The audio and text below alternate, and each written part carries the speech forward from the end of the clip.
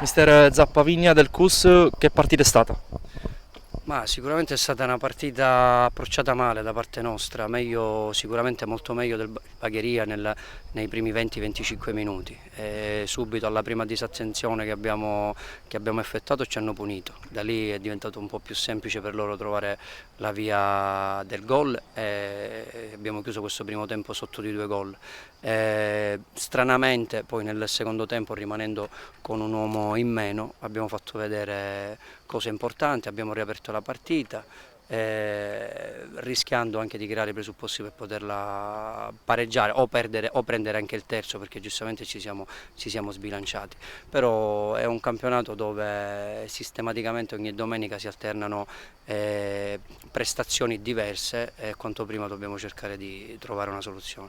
Ecco, a proposito dell'espulsione, un po' l'episodio chiave della partita, c'è un po' di rammarico per aver avuto probabilmente le migliori occasioni dopo il cartellino rosso del vostro calciatore? Ma sicuramente questo è, diciamo, questa è una situazione da analizzare.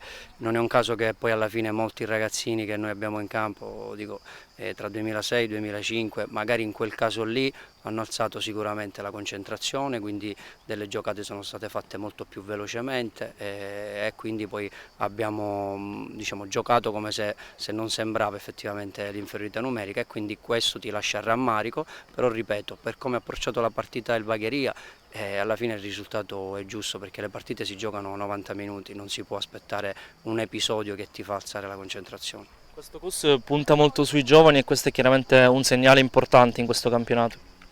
Ma penso che sia, secondo me, la chiave importante non solo per il CUS ma per tutte le società. Personalmente parlando, diciamo, non parlo da allenatore o da chi è addentrato, però ad esempio noi abbiamo la possibilità di puntare su tantissimi ragazzini usciti dagli allievi, stiamo dando continuità in prima squadra, sicuramente è un percorso importante anche per accompagnarli in questa crescita, considerando che non sono d'obbligo da nessuna parte, oltre in più accompagnato con un campionato juniores che sicuramente deve essere fatto con i migliori presupposti. Quindi questa è la strada da seguire, sappiamo sicuramente che è difficile, però sicuramente è quella che col tempo poi darà le giuste risposte alla società.